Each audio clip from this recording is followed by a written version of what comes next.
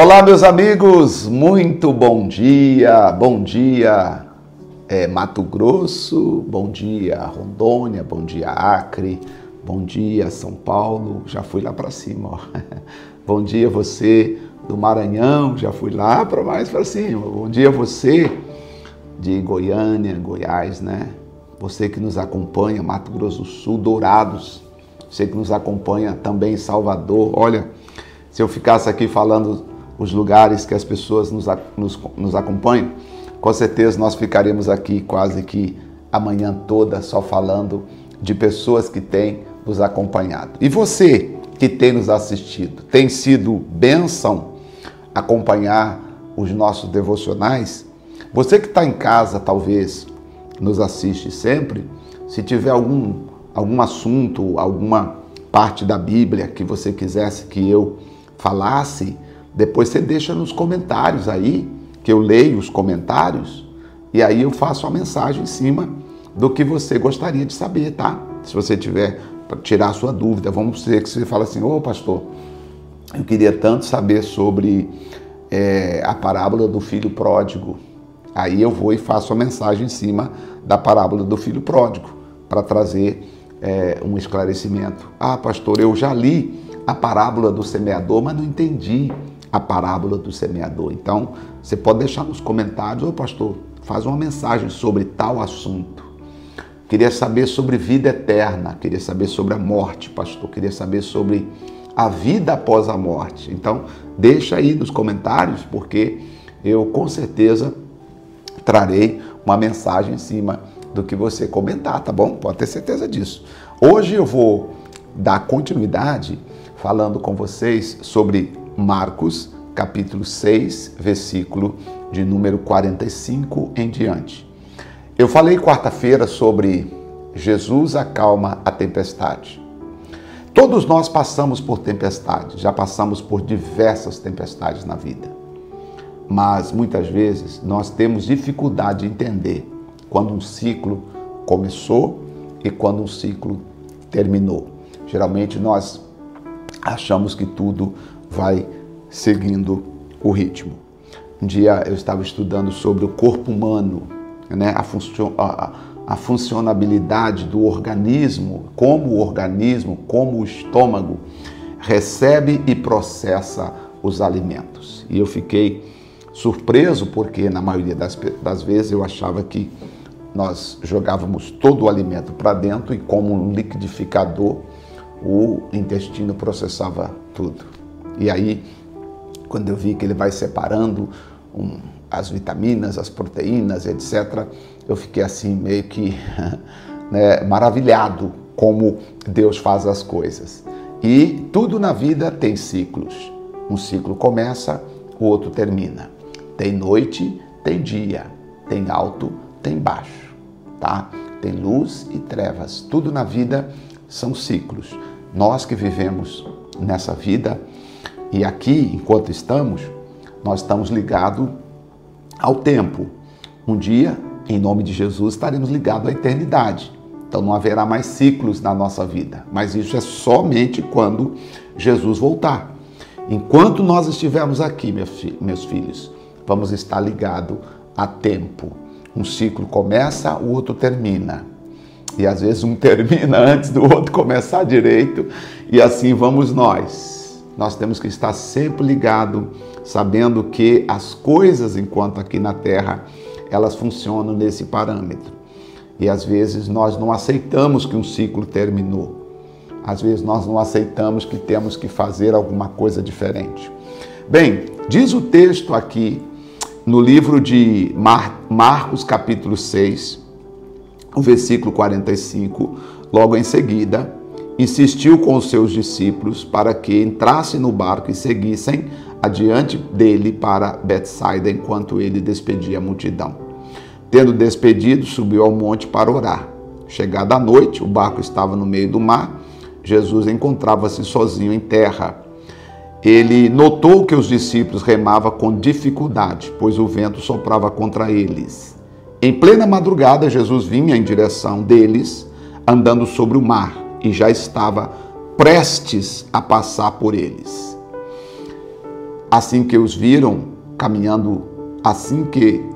caminhando sobre as águas, logo pensaram se tratar de um fantasma, e por isso gritaram, pois todos o tinham visto e ficaram apavorados. Contudo, Jesus lhe anunciou: tende coragem, sou eu, não tenhas medo.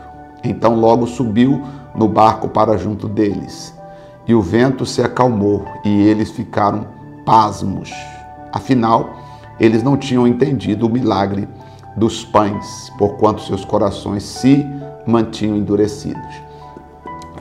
Um pouco antes de Jesus ordenar que os discípulos passassem para o outro lado, Jesus havia feito a multiplicação dos pães e dos peixes. Jesus havia tomado 5 pães e 2 peixes e sustentou multidões. Quantas pessoas? Estou aqui com a Bíblia. Quantas pessoas? Aproximadamente 5.000 homens, sem contar mulheres e crianças, então estima-se 20.000 pessoas, tá? Com 5 pães e 2 peixes, tá? Os discípulos não entenderam isso, que Jesus veio para dar sustentabilidade às pessoas. Jesus veio para socorrer o aflito, socorrer o cansado, socorrer o necessitado. Só que eles não entenderam que Jesus era o mesmo Jesus que multiplicou os pães, o mesmo Jesus que poderia estar com eles na tempestade. Quando Jesus insiste para eles entrarem no barco e passar para o outro lado, Jesus queria terminar o culto com a multidão e talvez Jesus queria fazer com que os discípulos entendessem. O ciclo do milagre dos pães aqui acabou, agora nós temos que passar para o outro lado. Vocês vão para o outro lado andando, eu, Jesus, despeço as pessoas, explico a elas que o primeiro milagre dos pães aqui terminou e se elas quiserem outros milagres, elas terão que me seguir, continuar me seguindo para viver outros milagres. Olha, pega essa visão aí, ó. O Deus fez um milagre na tua vida. Para você ter outros milagres, você precisa continuar seguindo a Jesus, porque senão você vai viver só de milagres. Eu não quero viver só de milagres, eu quero viver na presença de Deus. Anote aí, eu preciso viver na presença de Deus e não apenas viver dos milagres de Deus. Há muitas pessoas que elas vivem dos milagres, elas vivem dos milagres, elas correm atrás dos milagres. E hoje, quando eu abro a internet, e por mais que eu não queira, mas por seguir algumas pessoas do meio gospel, a gente acaba tendo a informação de como tem coisa hoje que acontece no meio gospel, como as pessoas estão deixando de ser usadas por Deus e elas estão usando Deus, porque elas estão valorizando mais o milagre do que o essencial, que é Jesus. Aqui, o milagre dos pães havia terminado, Jesus disse, entra no barco e vai para o outro lado. Só que os discípulos não conseguiram chegar do outro lado porque o vento era contrário. De madrugada, aproximadamente 3 horas da manhã, eles ainda estavam no meio do mar, tentando chegar do outro lado. Só que o detalhe aqui é que Jesus diz assim, e ele notou que os discípulos remavam com dificuldade. A visão dos discípulos, os discípulos não estavam vendo Jesus, mas Jesus estava vendo os discípulos. Jesus estava vendo, verso 48, Jesus estava vendo os discípulos remarem com dificuldade. Os discípulos não estavam vendo Jesus. Anote aí, quando nós estamos em dificuldades, cercado por problemas e dificuldades, nós não conseguimos ver Jesus, mas Jesus consegue nos ver. Talvez você está vivendo em dificuldade e você não consegue, talvez por mais que eu venha aqui, você é nosso amigo e o pastor diz, você vai vencer, e você diz, pastor, como? Parece que você está perdida, mas Jesus consegue te ver. Por mais que fosse de noite, de madrugada, por mais que fosse tarde já, por mais que os discípulos não tivessem ideia de onde estava Jesus, do que estava fazendo Jesus, entretanto, Jesus estava vendo os discípulos remar com dificuldade. E não importa a hora, meu amigo, Jesus virá ao seu encontro. Jesus de madrugada veio ao encontro dos discípulos e queria passar diante deles. Talvez Jesus queria primeiro repreender o mar, para eles verem Jesus diante deles. Mas, infelizmente, quando eles viram Jesus passando, eles não se deram conta de que era Jesus. Acharam que era um fantasma. Porque muitas vezes os nossos problemas nos fazem ver fantasmas. É verdade, os nossos problemas nos fazem ver fantasmas. Nós precisamos, sempre que você estiver numa luta, numa dificuldade, aprenda a confiar na presença de Deus. Aprenda a confiar em Deus. Aprenda a confiar no Senhor Jesus. Jesus queria passar na frente deles e eles gritaram com medo. Aí Jesus entrou por barco. Quando Jesus sobe para o barco, verso 51, o mar acalmou, o vento passou. Aprenda uma coisa, se Jesus não estiver no barco, o mar não vai acalmar. Se Jesus não estiver no barco, a tempestade não vai cessar. Pega essa visão, pega esse entendimento. Jesus tem que estar no seu barco. Barco da família, barco da vida financeira, barco do seu trabalho, barco da sua vida emocional. Jesus tem que estar no seu barco. Muito bem, não significa que ele estando no barco, que não venhamos enfrentar outras tempestades. O importante é ele estar no barco porque ele sempre sabe o que fazer. Há pessoas que disseram, se você vier para a igreja, se você fizer a corrente na igreja, você nunca mais vai ter problema. E aí eu te lembro que um dia Jesus estava no barco dos discípulos, entretanto, houve uma tempestade contra o barco dos discípulos. Te explico então que mesmo Jesus estando no barco, ele sabe acalmar a tempestade. Aqui, quando ele entrou para o barco, a tempestade acalmou. Naquele outro dia, quando Jesus estava dormindo e o vento levantou e trouxe grandes ondas contra o barco, e quando despertaram Jesus, Jesus repreende a tempestade, repreende o vento e o mar acalma. O que Jesus estava mostrando para os discípulos? Meus discípulos, essa é a autoridade que o homem perdeu lá no Éden. Lembra que o Senhor havia dado ao homem autoridade sobre a natureza? Então Jesus veio para mostrar que ele, como segundo Adão, tinha poder sobre a natureza. É claro que hoje nós temos poder e autoridade, só que a nossa autoridade hoje é no mundo espiritual. Hoje nós não vamos agir, vamos assim dizer, contra a natureza. Hoje nós temos poder, e o poder que Jesus nos deu é contra as forças do mal, contra as forças negativas, contra as forças da maldade. Hoje nós temos poder para expulsar o mal em nome do Senhor Jesus Cristo. Por isso, Jesus, o segundo Adão, veio demonstrando poder sobre a natureza, multiplicando pães, fazendo a tempestade se acalmar, ressuscitando mortos, mostrando que ele era o segundo Adão. Sendo ele o segundo Adão, eu posso segui-lo de todo o meu coração, porque eu estarei em boas mãos. Jesus veio fazer aquilo que Adão não fez. Jesus veio cumprir o que Adão não conseguiu cumprir. E aí Jesus falou assim: todos os que me seguem, eu dou a vocês poder. Para quê? Para dominar sobre a natureza? Não, para você expulsar os demônios, para você curar os enfermos, para você viver uma vida abençoada aqui na terra. Ele prometeu 100 vezes aqui e depois a vida eterna. Então, quando Jesus entra no barco, a tempestade se acalma. Mas o mais interessante é que os discípulos não tinham entendido o milagre da multiplicação dos pães e dos peixes. Antes, seus corações, como a Bíblia diz aqui, seus corações se mantinham endurecidos, ou seja, não aberto para o milagre. Os corações dos discípulos ainda estavam fechados. Eles ainda estavam meio incrédulos. Assim, posso dizer como eles estavam? Penso eu assim, será que esse negócio vai dar certo? E o Pedro, poxa, cara, ontem eu falei com a minha mulher, ela falou que os peixes lá no congelador estão acabando, será que esse negócio vai... Ih, cara, fiquei sabendo que a minha sogra está doente lá, terminar aqui, vou falar com Jesus para ir lá ajudar, não sei.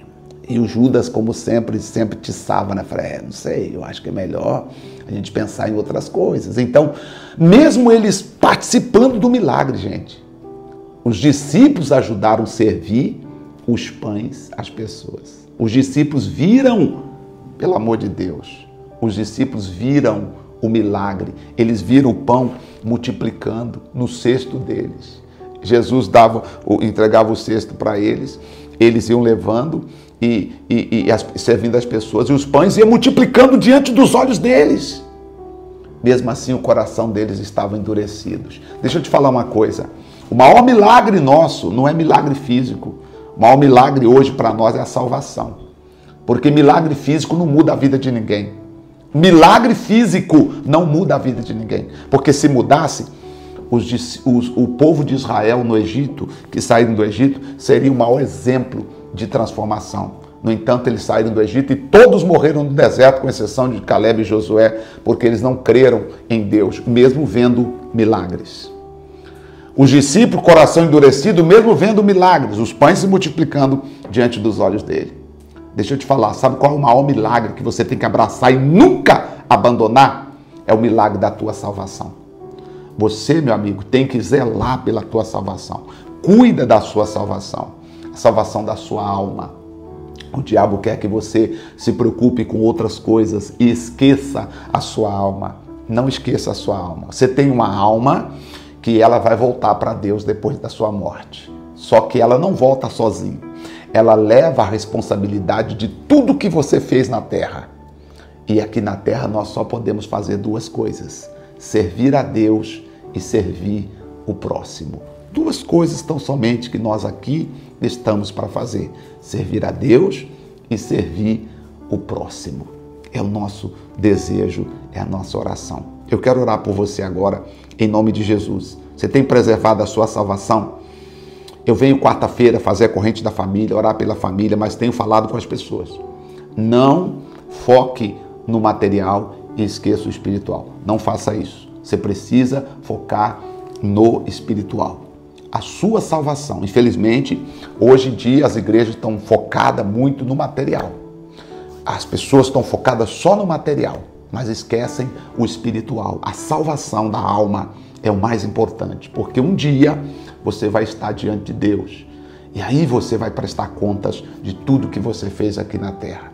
Vamos seguir a Jesus, vamos seguir a Jesus com amor, com dedicação. Ande sobre as águas, aprenda que você com Jesus, mesmo que você esteja passando por dificuldades, Jesus está te vendo. Não se perca, não perca a fé por causa da tempestade. Não ache que tudo acabou por causa do que você está passando. Mesmo que Jesus esteja distante, mas Ele está te vendo, Ele está olhando para você. E Ele virá, ainda que no meio da noite, para te ajudar a acalmar a tempestade. Vamos orar? Senhor nosso Deus e nosso querido Pai.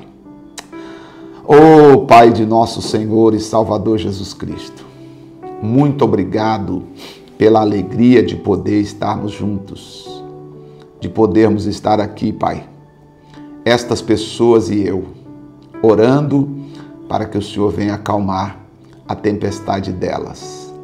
Sim, Paizinho, venha acalmar a nossa tempestade. Meu Deus, eu sei que há tempestade na vida, há tempestade em todos os lugares, em tudo que fazemos. Para todo canto tem tempestade, Pai. Mas o Senhor é Deus que pode acalmar a nossa tempestade. O Senhor é Deus que pode fazer a nossa tempestade acalmar. E eu te peço agora, meu Pai, estende as tuas mãos, querido Jesus, para abençoar o nosso copo com água e assim abençoar também a vida de todas as pessoas que oram comigo neste momento. Abençoa cada um delas. Abençoa e não deixa essa pessoa perder a salvação dela, que é o mais importante, meu Pai. A salvação da alma dela. Ela precisa ser salva. Ela precisa, meu Deus, ser salva. E é o que nós te pedimos. Amém? Graças a Deus. Vamos beber da nossa água.